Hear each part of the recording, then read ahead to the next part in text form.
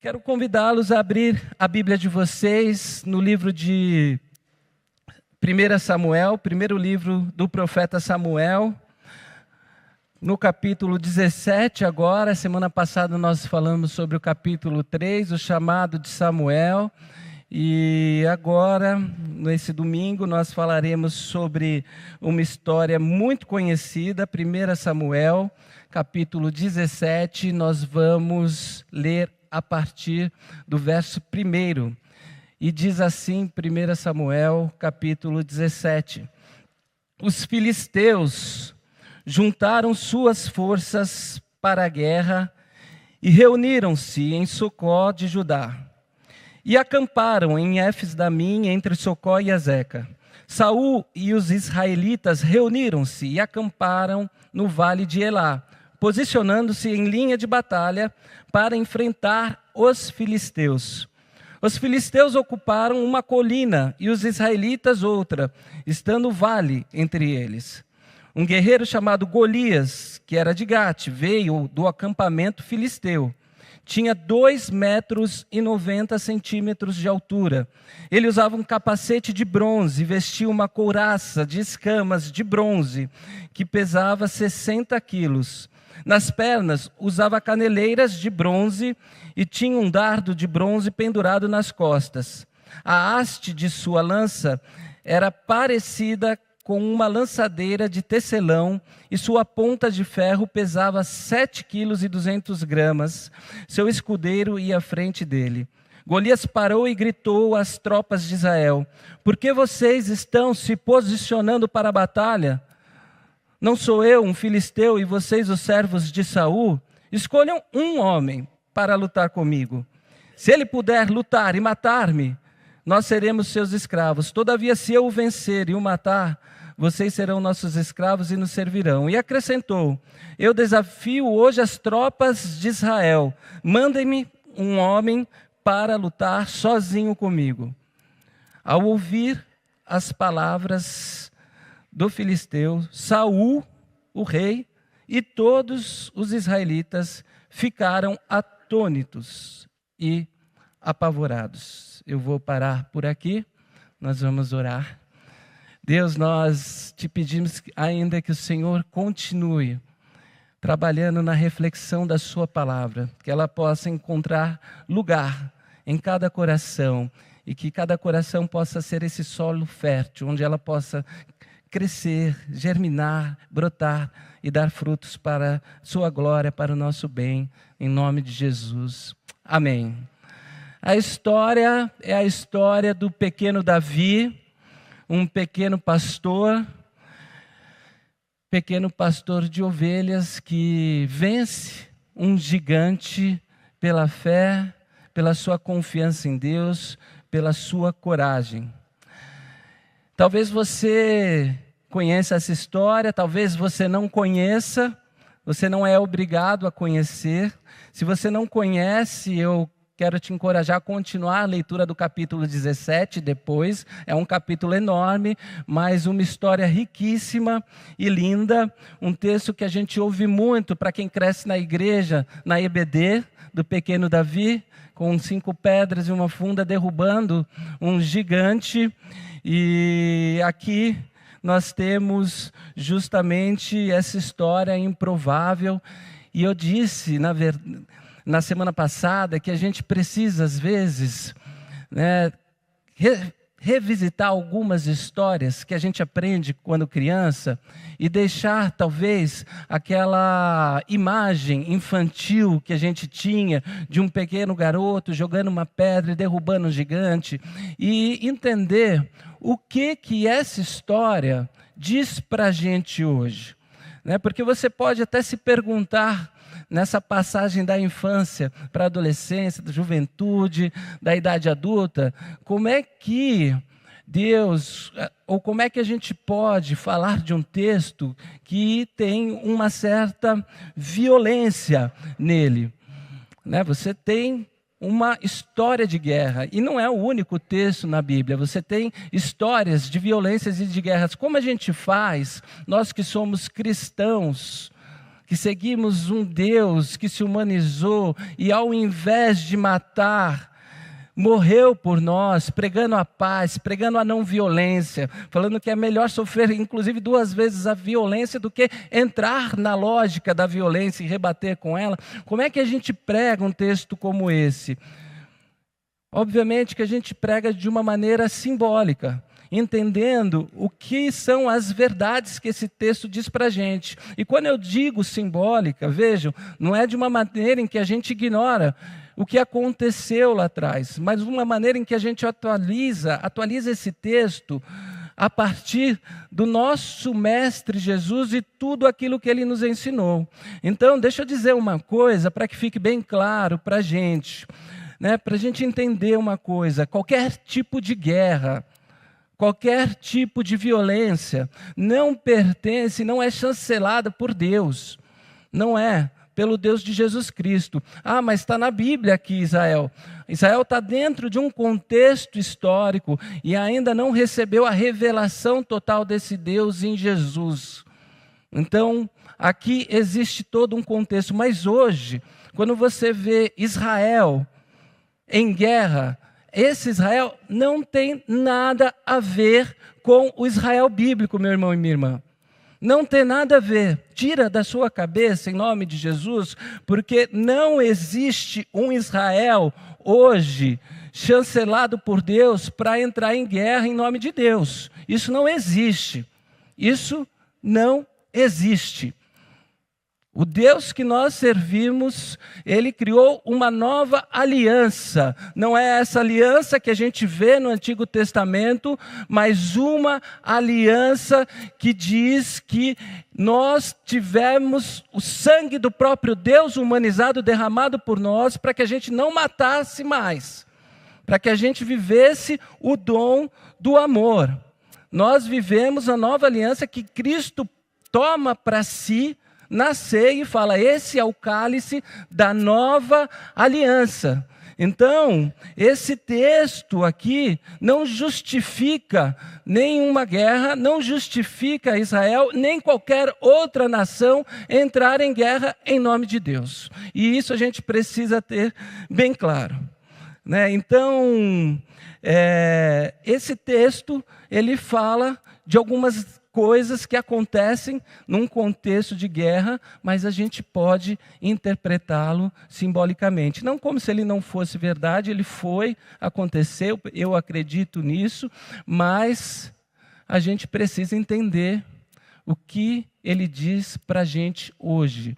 Quando eu falo simbólico, o simbólico é aquilo que fala para além daquilo que a gente consegue ver com os nossos olhos. O que o texto está dizendo nas entrelinhas. E esse é um texto que fala justamente de um garoto franzino, pequeno, jovem, que vence um gigante. A imagem do Golias, a imagem de desafios que a gente vive na vida hoje para a gente, gigantes, que a gente tem medo, que a gente paralisa e que a gente em algum momento acredita que não pode mais enfrentar. Então, só para a gente contextualizar agora o texto, essa história, o que está acontecendo é o seguinte: tem dois povos que vão guerrear, Israel e os filisteus, e que resolvem justamente se encontrar num lugar de guerra, nos montes com um vale. E esses povos, e geralmente era a cultura da época, quando um povo vencia uma guerra, o outro povo era levado como escravo. Então, se os filisteus vencessem Israel, os israelitas seriam escravizados pelos filisteus e vice-versa. E entre os filisteus, que é esse povo que está desafiando Israel, que já é uma história antiga, eles vêm justamente guerreando desde a entrada nessa terra prometida em Canaã, a esse gigante de quase 3 metros de altura, que é o Golias, que é forte, que é o retrato dessa imponência dos filisteus e que resolve fazer um desafio a Israel, um desafio que também era feito em algumas guerras antigas. Olha, em vez da gente ficar aqui se matando, vamos nos livrar desse cenário de guerra dantesco e vamos escolher um representante de cada nação para guerrear para essa nação. E ele diz: olha, se vocês vencerem, nós seremos seus escravos. Agora, se vocês perderem, quer dizer, se ninguém me vencer, vocês serão os nossos escravos. Né? E a história diz que Golias se apresentava constantemente, diariamente ao povo de Israel, desafiando esse povo para ver se esse povo apresentava algum guerreiro. E o texto diz que durante 40 dias Golias fez isso e ninguém, nem Saul, nem ninguém do exército de Israel apareceu para dizer: eu luto contra esse gigante. E eis que é o que a história conta: um menino baixinho, franzino, novo, porque justamente o valor de alguém não está no tempo em que ele viveu, na altura que ele tem, que não era do exército, que cuidava de ovelhas, mas que tinha uma família de 8 irmãos, 3 irmãos estavam nessa guerra. Um dia esse menino, em obediência ao seu pai, Jessé, né, que era também pastor, fala: olha, vai lá levar mantimentos, comidas para os seus irmãos e traga uma prova de que eles estão vivos. E quando Davi, esse menino franzino, chega no campo de batalha, ele percebe um climão. E ele ouve que Golias vem afrontando o povo de Israel diariamente. E ele diz assim, então: eu quero enfrentar esse gigante. Essa é a história. Talvez você não conheça, mas essa é a história. Davi enfrenta, o vence, e tem lições aqui que a gente pode aprender diante dos Golias e das batalhas que a gente enfrenta nas nossas vidas, que às vezes, inclusive, nos paralisam e paralisam aqueles que estão à nossa volta. Então, eu queria compartilhar algumas lições ou exemplos que Davi nos dá aqui para a gente poder enfrentar ou continuar enfrentando os nossos gigantes. A primeira coisa que eu vejo é que a nossa fé, eu vejo no exemplo de Davi, é que a nossa fé não deve ser cultivada nos grandes eventos, mas no cotidiano. A nossa fé não deve ser cultivada somente nos grandes eventos, mas no cotidiano. Geralmente a gente tem essa impressão, quando a gente vai para um retiro espiritual, quando a gente vai orar no monte, quando a gente vai para uma vigília, e eu não sou contra isso, eu também não estou desmerecendo quem faz ou quem não faz, quem acredita e quem não acredita. Eu só estou dizendo que esses eventos não são mais poderosos do que cultivar uma fé no cotidiano da vida. É isso. Porque olha o que está acontecendo. Quando Davi, fraquinho, pequenininho, franguinho, como alguns dizem, né, se apresenta ao rei, ele se apresenta para dizer: ó, eu vou lutar contra ele, contra o Golias. E quando todo mundo diz: Davi, para com isso, olha o seu tamanho, senta lá, vai, volta, dá comidinha para os seus irmãos e volta para as ovelhas. O Davi diz assim: eu cuido do rebanho do meu pai. Ele diz: e eu já matei um urso. Eu já matei, inclusive, um leão, cuidando das ovelhas do meu pai. Não vai ser um gigante que vai me intimidar. E eu acho essa fala aqui de uma riqueza e de uma preciosidade, porque o que o Davi está dizendo é que ele está acostumado aos desafios diários da vida, de proteger o rebanho. Desafios, inclusive, nos quais ele corre risco. Inclusive, ele já experimentou alguns desses riscos, dessas batalhas. Davi encontra coragem para enfrentar o gigante que se apresenta na sua experiência de viver essa fé cotidianamente, sabendo que Deus está com ele nos desafios do seu cotidiano. O que Davi está dizendo para Saul e para o povo de Israel, para o exército ali, é o seguinte: com todo respeito, majestade, eu entendo, mas eu não estou aqui porque eu sou um aventureiro. Eu não estou aqui porque eu quero fama. Eu estou me preparando todos os dias para mim é uma preparação para enfrentar grandes momentos como esse. De modo que se eu me apresento aqui, majestade, não é para conseguir a glória, não é para conseguir o prêmio, mas na confiança de alguém que sabe que nessa vida nós somos formados no chão da história cotidiana, no dia a dia. E eu acho isso que é uma lição aqui preciosa para a nossa vida, porque a gente vive num tempo, na verdade, todas as gerações viveram isso em certa medida, mas a gente, sobretudo, de uma maneira mais aguçada hoje, a gente vive num tempo em que nós somos encorajados a acreditar que a nossa vida se faz de grandes momentos.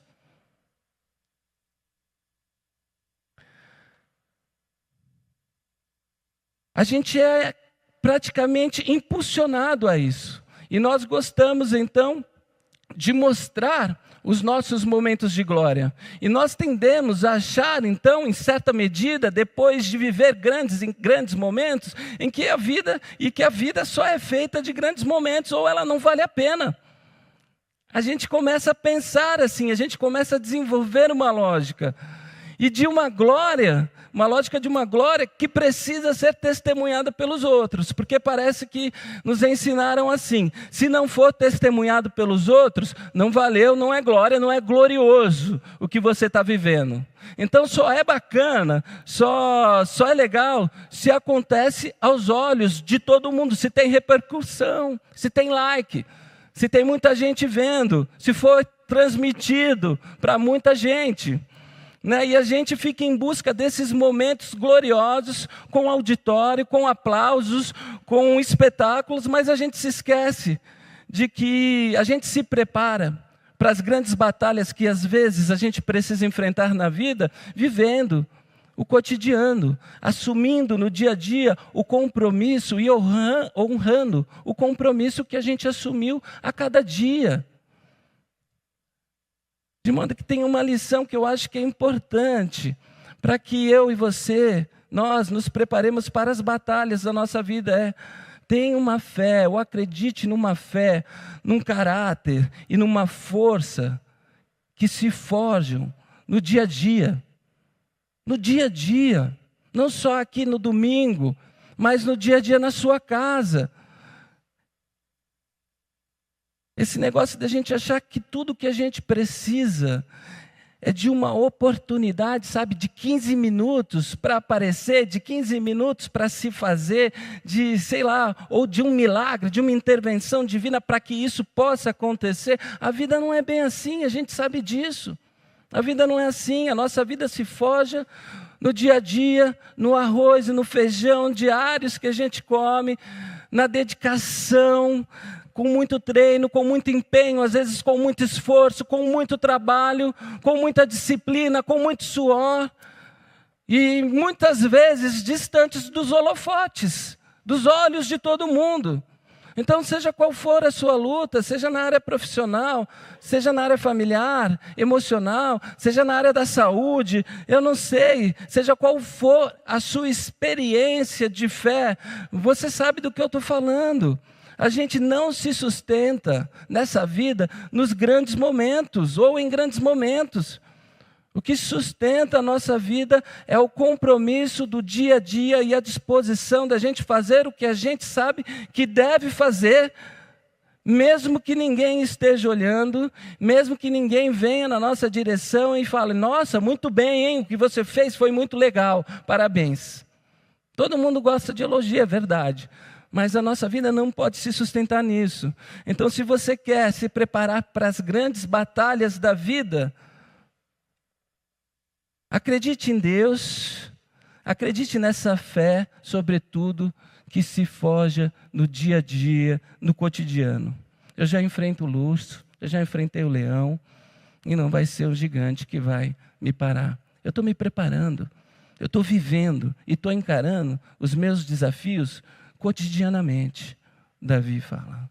Uma segunda coisa que eu vejo no exemplo de Davi é justamente que a gente precisa discernir as batalhas espirituais que estão por trás das lutas tangíveis que nós travamos. Nós precisamos discernir as batalhas espirituais que estão por trás das lutas que nós travamos.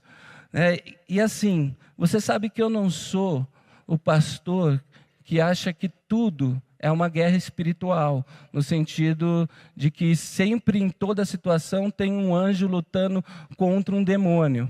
Você sabe que eu não sou esse tipo de pastor, e não é uma crítica, respeito quem pensa assim, mas eu não penso dessa forma. Essa não é a minha maneira de ver as coisas. Eu não acho que por trás de tudo, a gente está no mundo maniqueísta do bem contra o mal, um duelo sendo travado no mundo espiritual, etc. Não. Não é do meu feitio espiritualizar. A gente criou esse verbo, né? Espiritualizar tudo. Mas seria, assim, ingenuidade também da nossa parte, ignorar que existe sim um mundo espiritual, que existe sim algumas coisas acontecendo entre forças, entre Deus e o diabo, que tenta a todo momento nos levar para a desgraça. Então o Davi ensina isso para a gente. Em outros textos bíblicos, Paulo ensina isso, mas o Davi, ele diz assim: quem é esse incircunciso filisteu? Quem é esse camarada que vem aqui afrontar o Deus de Israel? Ele diz. Quer dizer, de alguma forma, esse menino percebe que aquela afronta é uma afronta não contra si, não contra um povo, mas contra o próprio Deus. E eu acho essa sensibilidade muito rica, uma sensibilidade pessoal. Alguns chamariam de fanatismo ou de loucura, mas eu acho que a sensibilidade aqui é importante do Davi. Porque às vezes a gente luta as lutas que a gente tem, mas a gente luta as lutas que a gente tem de um jeito errado. Sabe?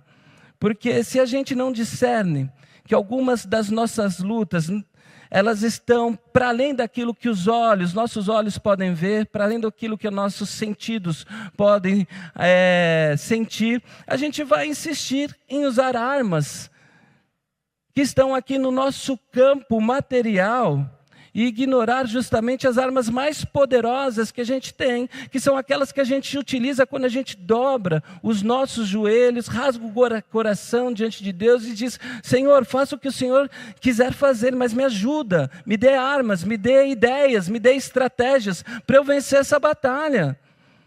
Me dê essas armas celestes, para que eu possa permanecer e prevalecer sobre essas lutas. É interessante, sim, porque existe esse mundo espiritual, sobretudo quando a gente vê povos se desunindo, quando a gente vê o outro como adversário. Tudo isso é muito diabólico.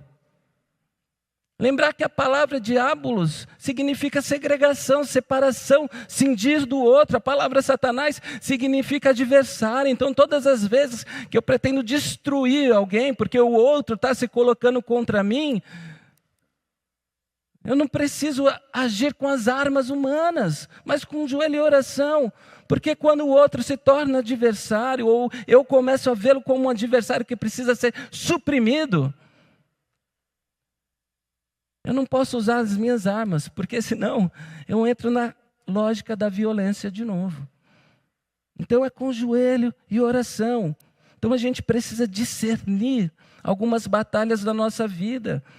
A gente precisa, porque às vezes, eu vou repetir com todas as letras, às vezes nós estamos usando armas erradas, nós estamos usando estratégias meramente humanas, tentando enfrentar batalhas que nós só vencemos com oração, com jejum. Lembra dos discípulos de Jesus que tentam na força expulsar um demônio e não conseguem? E Jesus diz o quê? É que ali é só com jejum e oração.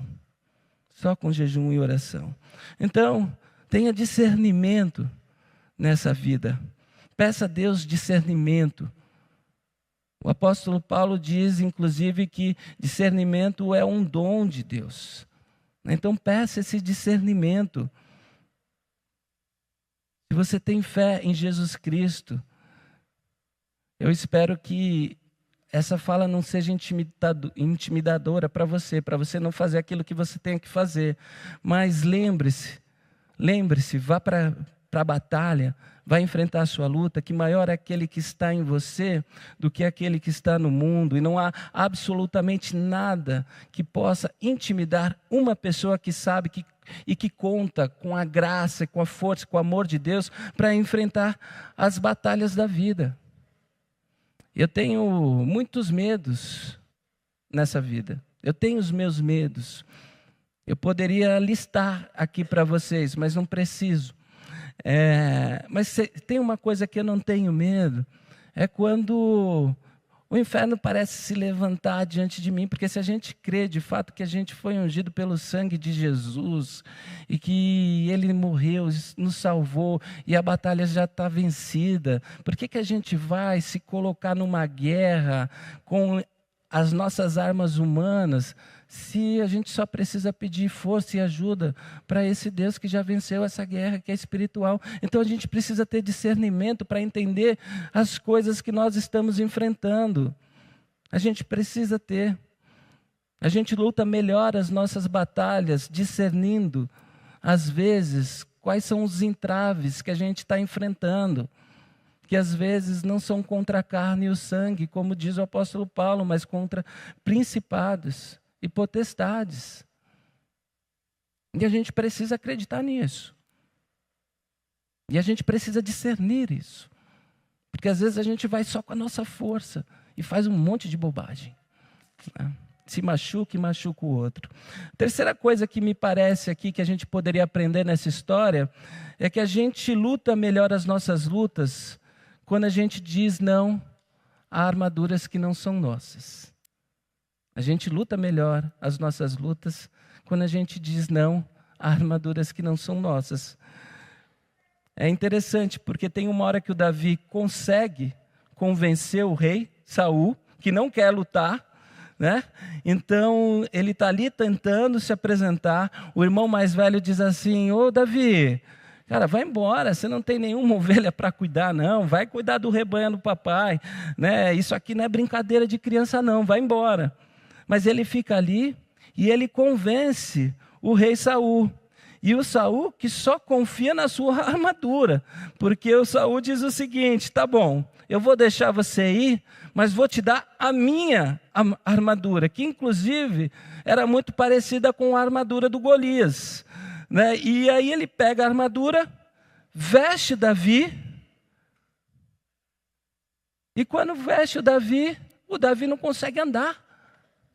O Davi fica paralisado, né? Depois você lê o texto, porque tem uma versão que diz assim, que o Davi diz: eu não posso usar isso, porque eu nunca usei, eu não sei usar.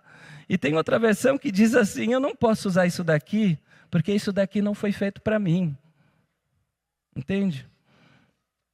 O Davi diz, e ele tira toda aquela armadura, ele pega um estilingue, uma funda, 5 pedras lá no riacho, né? Ele se apresenta para lutar com Golias com aquilo que é dele, com aquilo que ele sabe.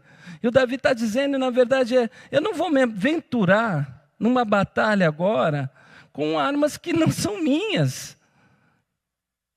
Seria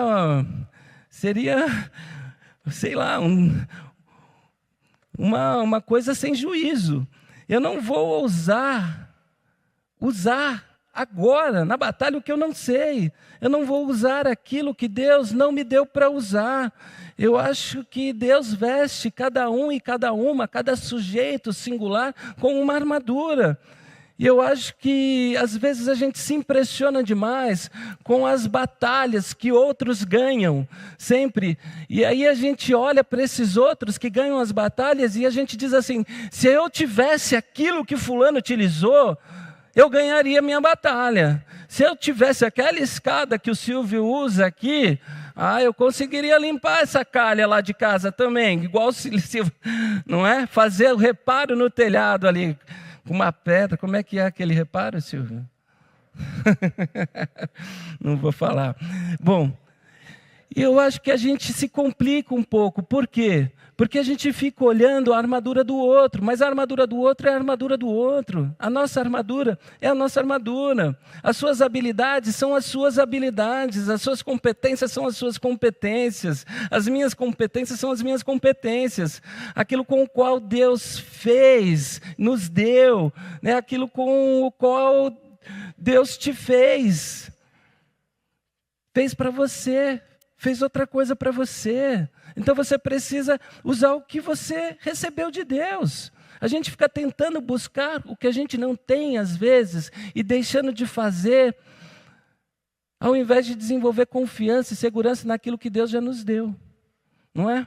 E o Davi está aqui olhando e ele poderia dizer: estou honrado, vou assim, claro que eu vou usar essa armadura. E poderia ter sido um fiasco enorme. E ele tem a honestidade, a consciência de dizer: majestade, isso não é para mim. Isso não é para mim, essa armadura não foi feita para mim. Essa armadura não é minha. Eu agradeço, mas eu vou lutar com aquilo que eu sei. Do jeito que eu sei. Então, eu quero dizer para você nessa noite: lute com o que você tem nas mãos. Lute com aquilo que você sabe. Enfrente as suas batalhas com aquilo que você usa no dia a dia. Vá para a guerra com aquilo que em alguma medida você domina, com aquilo que você já tem manejo, sabe? Não tente vestir a roupa do outro. Não tente se espelhar no conhecimento do outro. Você pode se inspirar, você pode receber ajuda, mas use a sua armadura. Não tente viver uma história que não é sua. Na Bíblia tem um registro interessantíssimo de dois irmãos, um que usa o nome do outro e foge, e nunca mais o vê, e de repente ele luta com Deus, lá em Gênesis, e esse Deus, esse anjo representando Deus, diz: qual é o seu nome? E ele diz: Jacó, porque a vida toda ele usou o nome do seu irmão Esaú. E quando ele assume quem ele é, Jacó, esse anjo, esse Deus pergunta de novo para ele, então, ou diz de novo para ele: agora o seu nome será Israel, porque você lutou com Deus e venceu, você assumiu a sua história. Agora você não está usando mais a história do outro. Você assumiu quem você é, você pode continuar o seu caminho. Então seja você, meu irmão e minha irmã, seja quem você é, não tente ser outra pessoa. Seja quem você é e se renda para Deus te transformar na melhor pessoa que você pode ser todos os dias, com a sua história, com a sua narrativa, com o seu enredo, com as suas habilidades. Se inspire nos outros, tudo bem se inspirar, mas lute as suas lutas com a armadura que Deus fez para você.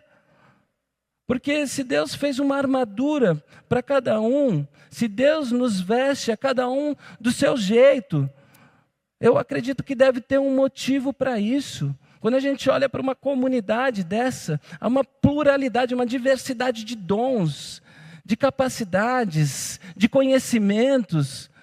Eu não preciso buscar o conhecimento do outro. A Bíblia diz que na multidão dos conselheiros a sabedoria, justamente por isso, porque cada um recebeu um dom, cada um vai construindo a sua história, cada um vai construindo o seu conhecimento que pode ser partilhado, conjugado com um outro e somado para que a gente enfrente as nossas lutas, mas com aquilo que Deus nos deu.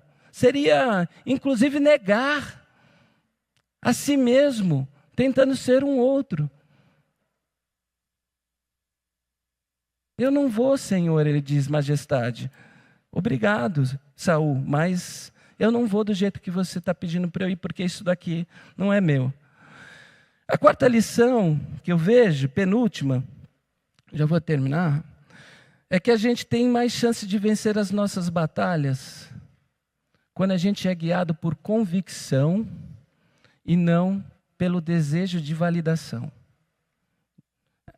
A gente tem mais chances de vencer as nossas batalhas quando a gente é guiado por convicção e não por desejo de validação, de reconhecimento. sabe? O Davi, eu disse há pouco, ele é o azarão da história. Ninguém acredita nele. Ninguém. O irmão dele, como eu mencionei, diz: vai embora, cara. Ninguém acredita que ele pode vencer um gigante.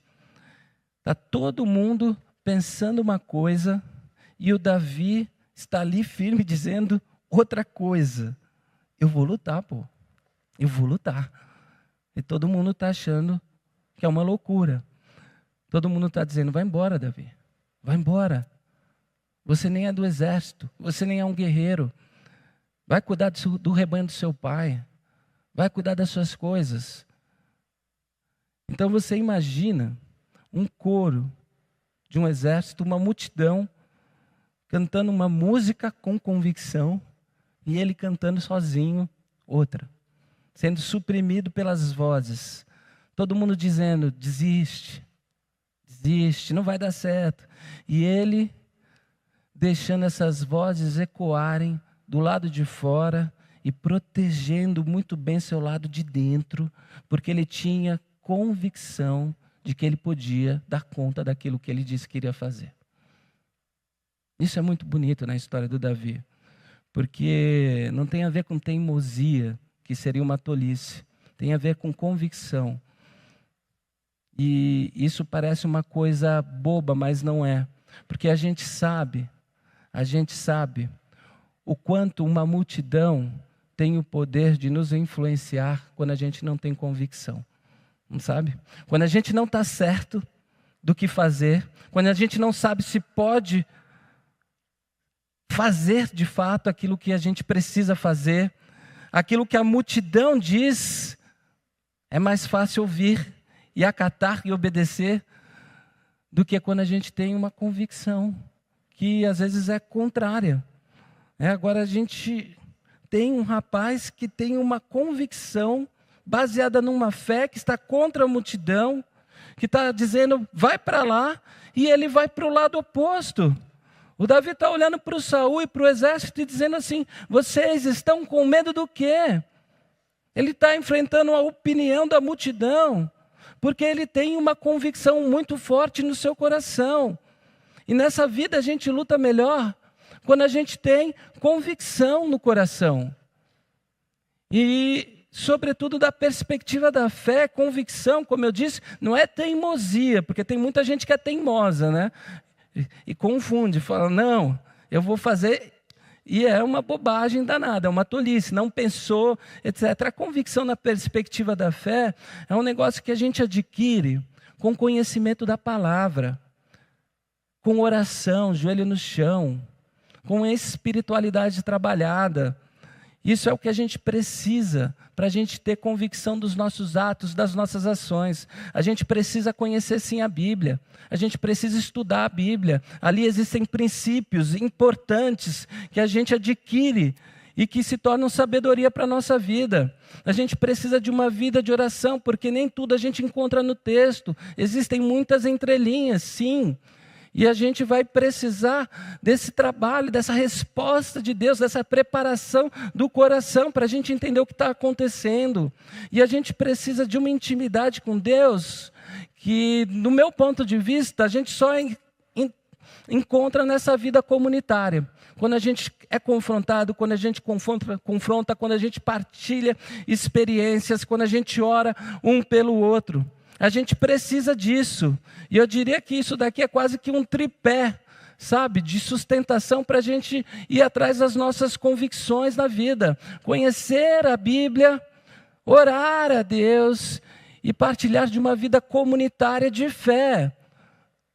Você se lembra do reformador Lutero, quando enfrentou somente a igreja da sua época, que era a igreja dominante, poder religioso e político da sua época, e que eles dizem, quando reúne o representante do Papa e os príncipes ali do lugar onde hoje é a Alemanha, e dizem para ele: Lutero, renuncie, Lutero, às suas teses. E ele diz: eu não posso.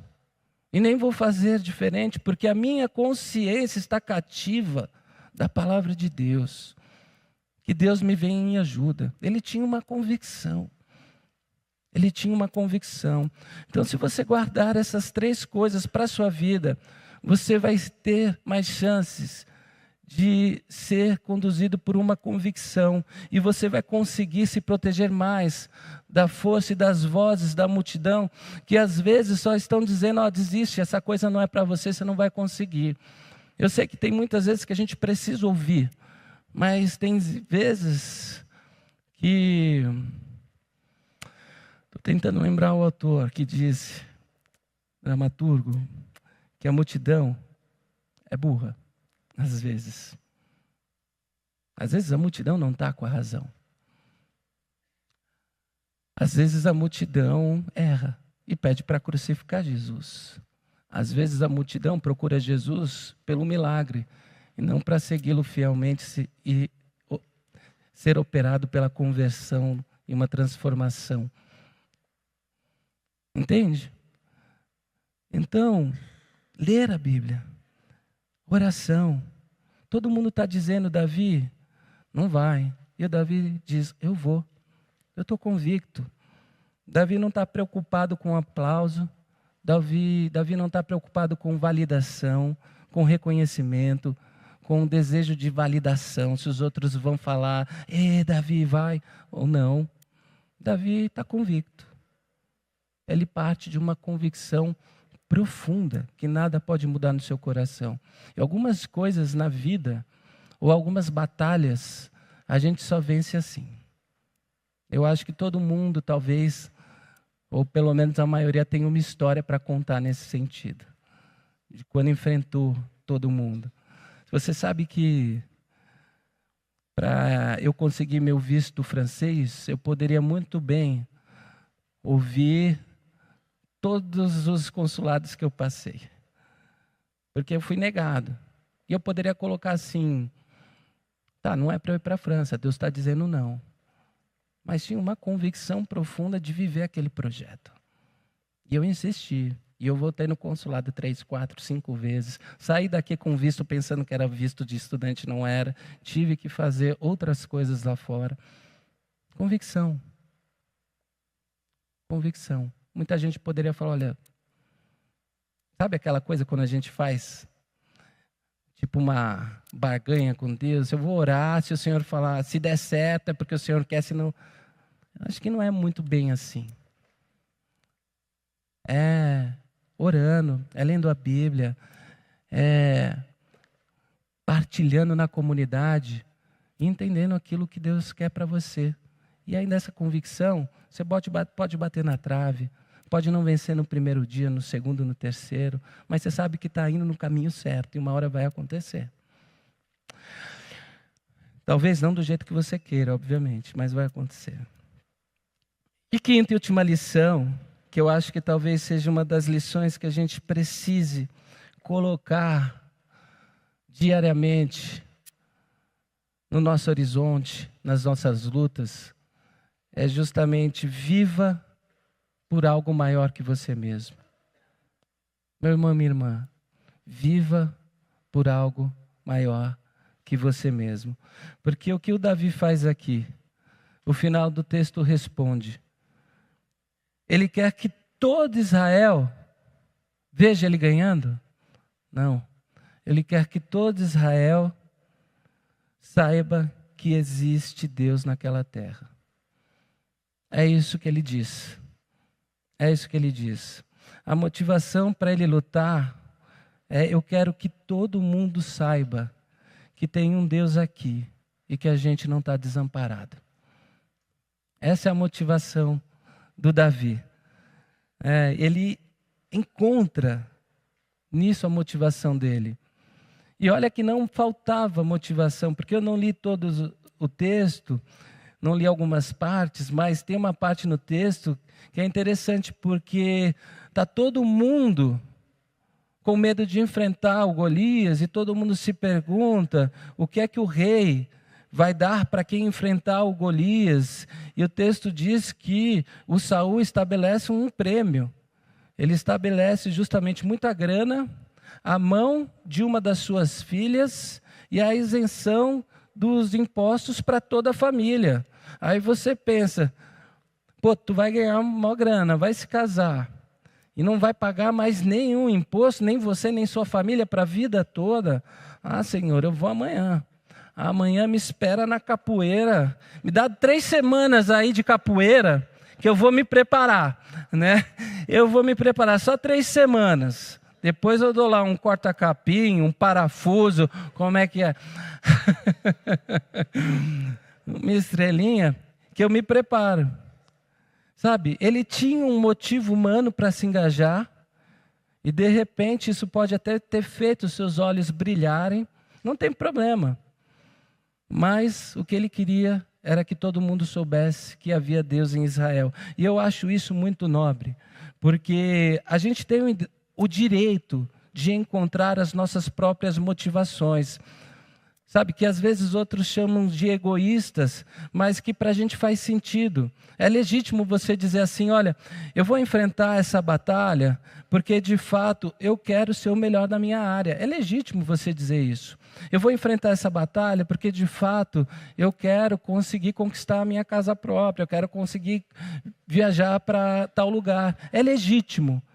Mas eu acho que todo mundo aqui já descobriu nessa vida que as nossas ambições humanas, elas não dão conta de satisfazer os desejos mais profundos da nossa alma, do nosso interior. Elas não dão conta. As nossas ambições humanas, elas chegam, se realizadas, até um certo lugar e param. E param. Os desejos mais profundos da nossa alma só são satisfeitos quando a nossa vida começa a fazer sentido para a gente. Quando ela ganha significado, e esse sentido está em nós descobrirmos que existe uma causa maior do que a nossa. Maior do que aquela que a gente quer abraçar para a gente. E o Davi está dizendo isso. Eu quero que todo mundo saiba que existe Deus. Eu quero colocar essa batalha a serviço do reino, e eu quero que vencendo essa batalha as pessoas saibam que Deus está aqui amparando e cuidando dessa gente. Entende? Conta a história também do Martinho Lutero, que um dia um sapateiro, olhando para ele, para tudo aquilo que ele estava fazendo, disse para ele, eu quero, de fato, servir a Deus, fazer alguma coisa para Deus. E esperando talvez uma resposta do Martinho Lutero, o reformador, dizendo, olha, então vai para tal lugar, deixa tudo o que você está fazendo, entrega a sua vida. O Lutero responde para ele, faça o melhor sapato que você puder e venda pelo preço mais justo que você puder. Entende? Quer dizer, coloque aquilo, você não precisa ir para outro lugar.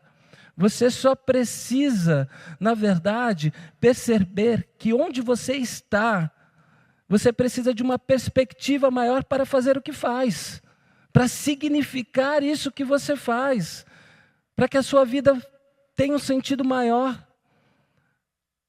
Não faça o que você faz apenas para realizar os seus desejos pessoais que podem ser legítimos. Faça o que você faz para tornar o nome de Deus, que cuida de você, que cuida de nós, que cuida do mundo, conhecido. Para testemunhar para esse mundo carente de um Pai dos céus, que existe um Deus que está do nosso lado todos os dias e cuida da gente, que é inclusive a nossa força para a gente continuar, para a gente vencer as nossas batalhas, às vezes não debaixo de holofotes, mas no cotidiano da nossa vida, onde as batalhas verdadeiras acontecem e a gente precisa enfrentá-las. A gente precisa desenvolver essa arte do essencial. E a arte do essencial, eu estava conversando com a Letícia, né, no ponto de ônibus essa semana. A gente não vai ter todas as coisas que a gente quer. E a gente nem vai ganhar, talvez, todas as batalhas que a gente vai enfrentar.